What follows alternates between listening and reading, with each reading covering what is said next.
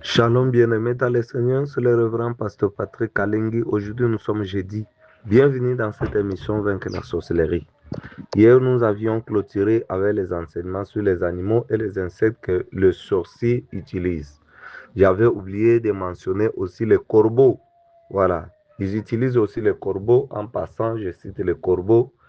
Donc, le corbeau, ils l'utilisent aussi pour leur voyage, pour les déplacements. Voilà, pour les déplacements. Voilà. Aujourd'hui, nous parlons sur comment les sorciers marquent les gens pour les exposer aux attaques. Comment les sorciers marquent les gens pour les exposer aux attaques. Voilà. Beaucoup de chrétiens pensent que le monde des ténèbres attaque au hasard. Ils pensent que le démon erre simplement et frappe la première personne qui le croise. C'est le plus grand mensonge que l'ennemi ait jamais fait croire à l'Église. Le royaume des ténèbres est hautement organisé. C'est un système militaire.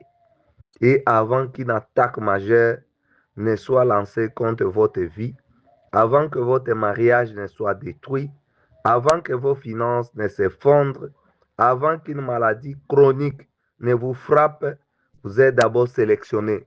Vous comprenez? Même ceux-là qui ont le problème de VIH-Sida. Beaucoup de VIH-Sida, c'est les ténèbres qui vous frappent, ça, les sorciers de vos familles.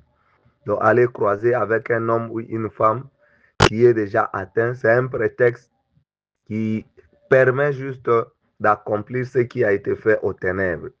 Voilà. Alors, avant que vous puissiez avoir une maladie incurable, une attaque mystique, vous êtes d'abord sélectionné dans le monde des ténèbres. Et une fois que vous êtes sélectionné, vous êtes marqué secrètement, silencieusement. Vous comprenez? Dans le monde spirituel, une cible est placée sur votre dos ou sur votre front. Voilà. Et la plupart des chrétiens marchent avec cette marque pendant des années, se demandant pourquoi leur vie est une série interrompue de luttes.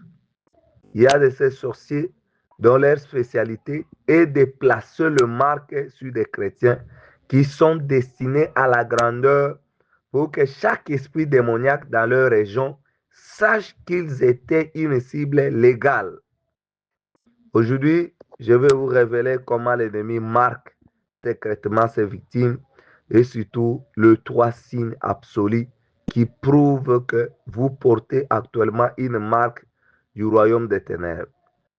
Si vous vous reconnaissez dans ces signes, ne paniquez pas parce qu'à la fin, je vais vous donner le protocole exact par le sang de Jésus pour effacer cette marque de votre vie pour toujours.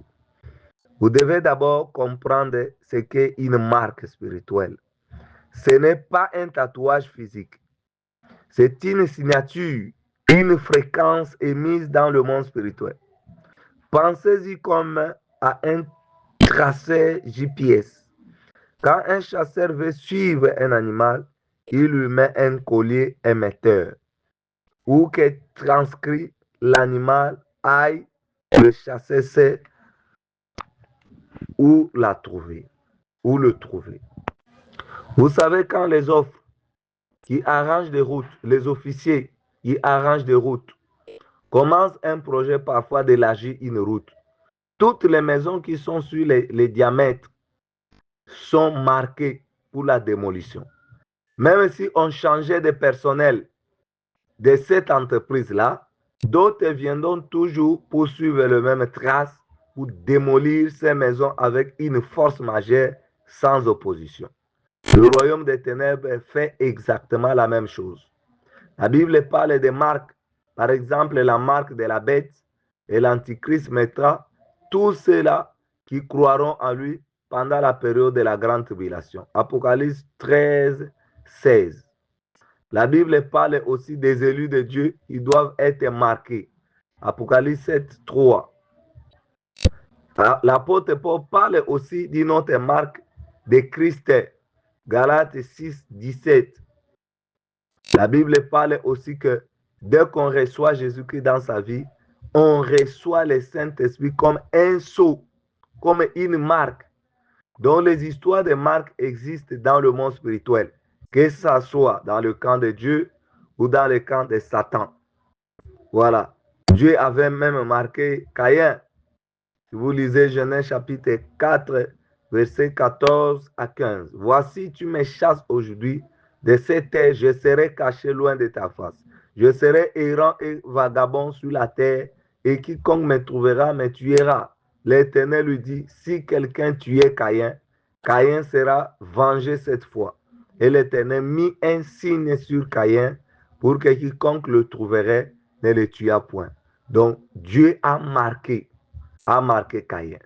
Maintenant, il y a des enfants de Dieu qui peuvent se poser des questions. Mais moi, j'ai reçu Jésus-Christ dans ma vie comme Seigneur et Sauveur. Mais comment les sorciers peuvent encore me marquer? Parce que j'ai déjà la marque de Christ. Je suis déjà marqué. Donc le Saint-Esprit est à moi comme un sceau, comme un paraclet, comme un sceau. Maintenant, comment se fait-il que le sorcier vienne encore me marquer? Je vous dis que le monstre des ténèbres a beaucoup d'intelligence, de malignité, donc mauvaise intelligence. Les diables, on l'appelle d'ailleurs dans la Bible le malin. Le malin. Donc, si tu as une marque de Dieu, d'ailleurs, tous ceux-là qui vont devenir des serviteurs de Dieu, qui vont devenir qui vont devenir des grands serviteurs, ils sont déjà marqués dès le ventre. C'est d'ailleurs ce qu'on appelle l'étoile. L'étoile là, c'est la marque déjà de Dieu qui montre que tel va devenir tel, tel va devenir tel. C'est la marque de Dieu déjà. Maintenant, quand le sorcier le voit, ils savent déjà ce que tu vas devenir. C'est déjà la marque de Dieu. Ce n'est pas Satan qui a mis ça. C'est Dieu qui a marqué l'homme, qui est né déjà de le ventre de sa mère, qui va devenir tel, tel, tel. Alors, tu vas me poser comment les sorciers arrivent soit à voler cette marque, soit à le détourner, soit à tuer la personne. Tu comprends? Donc, c'est pas ruse que le diable peut marquer aussi les enfants de Dieu. Vous comprenez? Donc, ils vont chercher à obtenir un accord légal auprès de toi, consciemment, inconsciemment ou à la famille. Vous êtes né dans des familles. Il y a des lignées familiales, les liens de sang. Et nous avions déjà parlé. À cause de ces liens de sang-là, une marque de ténèbres peut passer par ces liens de sang. Ils peuvent obtenir aussi un accord légal auprès de toi. Tu pars fréquenter un marabout, par exemple. Ça, c'est un accord.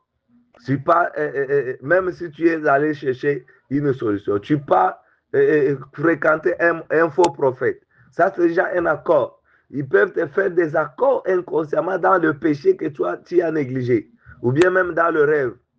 Vous comprenez? Donc, ils ont beaucoup de possibilités. Beaucoup de possibilités. Quand nous allons parler sur les lois spirituelles, en tout cas, vous allez comprendre comment le diable est tellement rusé. Dans les coven de sorciers, ne peuvent pas surveiller tout le monde 24 heures sur 24. Vous comprenez? Le sorcier là, dans leur coven, ils ne peuvent pas surveiller tout le monde au même moment, 24 heures sur 24, les suivre partout dans tout le monde. Alors, ils ont beaucoup de victimes. Alors, quand ils trouvent quelqu'un avec une étoile brillante, quelqu'un qui a un appel prophétique sur sa vie, donc pas un appel de devenir prophète, donc c'est-à-dire tu as une étoile pour la dessiner, un appel prophétique. Quelqu'un dont le mariage ou les finances menacent les territoires des sorciers, il lui envoie un esprit pour les marquer. Vous comprenez? Cette marque sert de phare. Elle dit à tout esprit de pauvreté, de maladie ou de retard qui passait dans le parage, attaquer ici. Vous comprenez? Cette personne est autorisée à la destruction. Et voici le plus terrifiant. Vous pouvez recevoir cette marque sans même le savoir. Vous comprenez? Parfois, elle est placée à cause d'une association avec la mauvaise personne, un faux ami ou un partenaire toxique. Fréquentez le marabout ou les faux prophètes. Et parfois, elle vous a été transmise par le sang, les liens de sang, une marque générationnelle que vos ancêtres ont attirée dans votre vie. Mais peu importe comment elle est arrivée, les symptômes sont toujours les mêmes. Voici les 3 signes qui prouvent que vous avez été secrètement marqué par le royaume des ténèbres. Premier signe. Le premier signe, c'est l'esprit des rejets inexpliqués. L'esprit des rejets inexpliqués. Je souligne bien le mot inexpliqué. Ce n'est pas un simple désaccord avec quelqu'un. C'est un phénomène où, soudainement et sans aucune raison logique, la personne qui devrait vous aider se retourne contre vous. Vous passez un entretien d'embauche, vous avez les meilleures qualifications. Les recruteurs vous sourient, vous promettent le lendemain silence. Il engage quelqu'un de moins qualifié que vous. Vous rencontrez quelqu'un de bien. La relation commence merveilleusement et soudainement du jour au lendemain, cette personne devient froide et distante comme si elle vous déteste. Laissez-moi vous expliquer ce qui se passe dans le monde spirituel. La marque des ténèbres dégage une odeur spirituelle. N'est-ce pas, dans la Bible, on parle des odeurs. On parle des odeurs. Quelle est votre odeur? Qu'est-ce que vous dégagez comme odeur? Dans le monde spirituel, il y a des odeurs. Alors, la marque des ténèbres dégage une odeur spirituelle. Ils appellent cela le parfum de la disgrâce. Voilà. Il y avait une maman dans une église qui était une sorcière. Mais nous, on ne connaissait pas. On ne connaissait pas que cette maman était sorcière. Elle était tellement proche de nous, tout ça. Le Seigneur nous montrait plusieurs fois dans le rêve, mais en réalité, on voyait, oh, mais cette maman est trop gentille comme ça là. Elle prie aussi beaucoup. Elle connaît aussi les passages bibliques, tout ça. Mais comment c'est que nous sommes en train de rêver? Elle était vraiment sorcière. Alors, il y a de ces maisons-là, quand nous allons fréquenter avec cette maman-là, elle vous dira que dans cette maison-là, ça dégage l'odeur ancestrale. Solo yabokoko, c'est qu'on dit à Lingala, l'odeur ancestrale. Vous n'allez pas faire attention parfois, vous direz qu'elle voit des visions. Oh, elle était sorcière et pouvait sentir certaines odeurs que vous ne comprenez pas. Donc, si dans cette maison-là, il y a la sorcellerie, elle vous dira que, ah, j'ai senti vraiment dans cette maison-là l'odeur ancestrale, dans cette maison-là. Alors, vous ne comprenez pas, vous les passez inaperçus. C'est après quelques temps, quand un enfant a été délivré de la sorcellerie, quand elle a cité le membre des confréries qui sont dans l'église ou ailleurs, elle a mentionné aussi cette maman. Donc, qui était vraiment, qui était vraiment affectée pour la destruction de l'église. Et donc, vous comprenez, quand vous êtes marqué, peu importe à quel point vous êtes gentil, beaucoup, vous êtes beau, vous êtes intelligent ou qualifié, l'esprit de la personne en face de vous perçoit cette marque. La marque crée une irritation inexplicable dans l'esprit de vos aides de destinée, votre employeur ou vos collègues. Les gens finissent par vous détester ou vous rejeter sans pouvoir expliquer pourquoi. Même dans le cadre des relations, pour le mariage, tu as un fiancé directement qui va te quitter sans une explication, sans palabre, sans quoi que ce soit. Les gens finissent par vous détester ou vous rejeter sans pouvoir expliquer pourquoi. Si partout où vous allez, le porte se ferme à la dernière minute, si vos amis vous abandonnent sans explication, les fiancés vous quittent sans palabre, vous ne souffrez pas de la malchance, vous portez la marque du rejet en vous. 2. Le deuxième signe que vous avez été secrètement marqué, c'est le cycle de la perte soudaine au seuil de la percée. C'est ce qu'on appelle l'effet du panier percé. L'ennemi ne vous empêche pas toujours de rassembler. Parfois, il vous laisse travailler dur. Il vous laisse accumuler des économies. Il vous laisse construire un projet. Mais la marque sur votre vie attire ce qu'on appelle les esprits dévoreurs.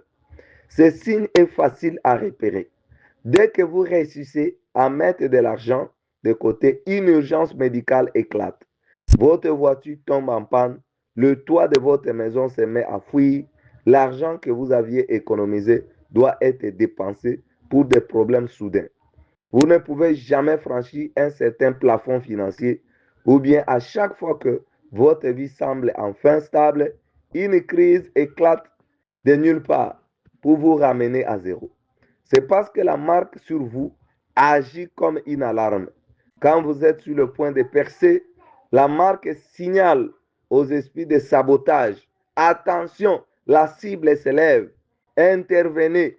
Si votre vie ressemble à un serpent et échelle où vous montez avec beaucoup d'efforts pour glisser tout en bas, juste avant le sommet, vous êtes tracé et marqué.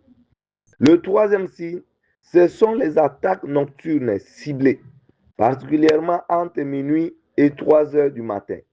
La nuit est le moment où le trafic spirituel est à son apogée.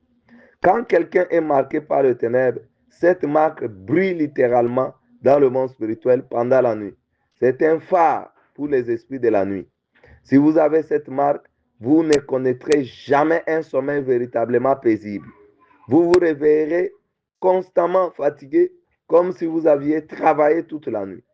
Pourquoi? Parce que votre esprit combat pendant que votre corps dort. Vous ferez l'expérience de la paralysie du sommeil où vous êtes réveillé, mais incapable de bouger, sentant une présence lourde dans votre chambre. Vous ferez des rêves récurrents où l'on vous poursuit, où vous mangez avec des inconnus qui sont en réalité des esprits incubes et succubes, attirés par la marque. Si votre lit est devenu un champ de bataille spirituel, chaque nuit, comprenez ceci. Les démons ne viennent pas visiter votre chambre par hasard. Ils viennent parce qu'ils ont vu la marque lumineuse sur vous. Une femme sorcière délivrée raconte son histoire en ces termes. Quand j'opérais encore, je cite, quand j'opérais encore pour les ténèbres, notre coven a reçu l'ordre de détruire une jeune femme nommée Sarah. Sarah était une chrétienne fervente, mais sa famille avait des antécédents de sorcellerie. Sa grand-mère avait été impliquée dans l'occultisme avant de se convertir, mais le porte n'avait pas été correctement fermé. À cause de cela, Sarah avait hérité d'une marque générationnelle. Pendant des années, nous l'avons torturée. Elle souffrait de 3 signes exactement. Elle était belle et intelligente, mais aucun homme ne restait avec elle plus de 3 mois. Elle trouvait de bons emplois, mais était toujours envoyée mystérieusement, où l'entreprise faisait faillite et ses nuits étaient un cauchemar absolu de paralysie du sommeil. Dans notre coven, nous pouvions voir sa marque briller. Chaque fois qu'elle essayait de se lever, un de nos agents spirituels voyait la marque, descendait et détruisait ses efforts. Sarah priait, elle pleurait, elle gênait, mais elle priait contre les symptômes. Elle priait, Seigneur, donne-moi un mari. Seigneur, donne-moi un emploi. Elle ne savait pas qu'il fallait d'abord effacer la marque qui causait ses problèmes. Un jour, Sarah a rencontré un pasteur rempli du Saint-Esprit, un homme avec un vrai don de discernement. Il a regardé et a dit, ma fille, tu as une cible invisible sur ton front. Tes problèmes ne sont pas naturels. Ce sont des esprits qui répondent à un signal d'appel. Il lui a enseigné le protocole d'effacement. Il a conduit dans une repentance profonde, non seulement pour ses propres péchés, mais pour briser les alliances de sang de sa lignée familiale. Et cette nuit-là, j'étais dans mon coven, surveillais son dossier spirituel. Nous avons vu que, chose que je n'oublierai jamais, pendant que Sarah priait et appliquait le sang de Jésus-Christ sur sa vie, la marque qui brillait sur elle depuis son enfance a commencé à affaiblir. Puis, comme si une main invisible prenait une éponge trempée dans du sang, puis la marque a été complètement effacée. Son signal a disparu de nos radars spirituels. Elle était devenue invisible pour le monde des ténèbres. Dans les 6 mois qui ont suivi, parce que la marque des rejets était partie, elle a rencontré un homme de Dieu qui l'a épousé. Parce que la marque du dévoreur était partie, elle a lancé une entreprise qui a prospéré cette nuit. Sont devenues paisibles. Ces nuits sont devenues paisibles. Elle avait enlevé les traceurs GPS de l'ennemi. Voilà, fin de citation. Ça, c'est le témoignage d'une femme sorcière convertie qui a donné son expérience par rapport et aux traces, aux marques spirituelles. Voilà. Vous comprenez que dans le monde spirituel, il y a des dossiers. Vous avez compris qu'il y a des dossiers. Donc, comme vous avez des dossiers ici dans le monde physique, si vous allez, par exemple, chercher un travail, tout ça, vous avez un dossier.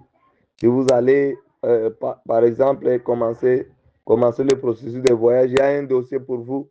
Si vous avez un processus d'obtenir le passeport, vous avez un dossier. Dans le monde des ténèbres aussi, il y a des dossiers pareils. C'est pourquoi quand je vous avais parlé sur les esprits des eaux, les mondes des eaux, je vous avais donné qu'il y a des entités qui sont dans de différentes rivières. Si vous allez là-bas, ils vous disent que, ils vont vous dire que non, ton dossier, le dossier de tel n'est pas chez moi. N'est pas chez moi. Ça se trouve chez tel. Va vous donner précision. Qui est de telle entité. Comprenez? Maintenant, le protocole d'effacement. Écoutez attentivement. Voici le protocole d'effacement par le sang. La première étape, c'est l'identification et la révocation. Vous devez fermer les doigts légaux de la marque. Entrez dans votre chambre. Fermez la porte et parlez à Dieu. Repentez-vous de tout péché caché, d'amertume ou de non-pardon. Si vous avez été impliqué dans la consultation des marabouts, des voyants, des faux prophètes, la lecture de l'horoscope ou des pratiques New Age, repentez-vous. Ce sont des aimants à marque. Ensuite, révoquez toute alliance ancestrale en disant, Seigneur, je me déconnecte de l'alliance démoniaque faite par mes ancêtres. Je refuse de porter la facture spirituelle de ma lignée. Vous comprenez? La deuxième étape, c'est l'application du sang. Dans l'Ancien Testament, le sang de l'agneau sur les lintons des portes a empêché l'ange de la mort d'entrer. Dans le monde spirituel d'aujourd'hui, le sang de Jésus agit comme un solvant spirituel. Il efface l'encre des ténèbres. Vous devez déclarer à voix haute, j'ai plaide le sang de Jésus-Christ sur mon esprit, mon âme et mon corps. Je commande à toute marque de rejet, toute marque d'échec, toute cible placée sur moi par la sorcellerie, d'être lavée et effacée instantanément par le sang précieux de l'agneau. La troisième étape, c'est le décret de feu. La marque de l'ennemi, vous rendez visible aux démons. Maintenant, vous allez vous rendre invisible uniquement. Vous allez vous rendre visible uniquement à Dieu en vous revêtant de feu. Le psaume 104, verset 4 dit que Dieu fait de ses serviteurs des flammes de feu. Priez ceci. Père, entoure ma vie d'une muraille de feu selon ta parole. Que ma vie devienne intouchable, inapprochable pour le royaume des ténèbres. Si un esprit vient chercher ma trace, qu'il rencontre le feu dévorant du Saint-Esprit. Voilà, si vous appliquez ces protocoles avec foi, donc je vous dis avec foi, parce qu'il y a des gens qui font des choses sans rien comprendre, ils prennent seulement, ils commencent à réciter. Tout ce que nous faisons, nous devons le faire avec foi. Si tu ne fais pas quelque chose avec foi, même si tu lis comme ça, là, rien ne va se passer. Donc quand tu fais quelque chose, il faut le faire avec foi, avec une forte conviction. C'est ça la force des chrétiens, c'est la foi. Sans la foi, en tout cas, tout ce que tu fais ne sont que des rituels. Vous comprenez? Pourquoi dans des églises, ils célèbrent la Sainte Seine? La Sainte Seine, ils font la Sainte Seine. Mais il n'y a pas de miracle. Mais pourquoi ici, dans notre émission Vaincre la sorcellerie, quand nous faisons notre Sainte Seine, de chaque début du mois, il y a des témoignages, des miracles et des manifestations. Pourquoi? Donc vous comprenez qu'il y a la différence des choses. Tout ce que tu fais par la foi, c'est ce qui marche. Mais quand tu fais quelque chose sans avoir la foi, sans une conviction profonde, tu verras que rien ne va se passer. Vous comprenez? C'est pourquoi, dès ce soir, vous remarquerez que l'atmosphère dans votre chambre a changé. Parce que quand vous appliquez ces protocoles spirituellement, l'effacement est instantané dans le monde spirituel. Voilà. Et le changement ne prendra pas de mois. Comprenez? Dans les semaines à venir, vous verrez des personnes qui vous évitaient commencer à vous favoriser. La fuite financière va s'arrêter. Voilà, partagez cet enseignement avec plusieurs personnes, partagez massivement. C'est pour sauver aussi des vies, c'est pour aider d'autres personnes. Partagez, partagez, partagez. Allez sur notre chaîne YouTube si vous suivez à partir de là. Likez, mettez le pouce, mettez le cœur, parce que ça permet à ce que YouTube puisse proposer la vidéo à d'autres personnes qui vont voir et aussi en bénéficier. Soyez bénis, bonne journée.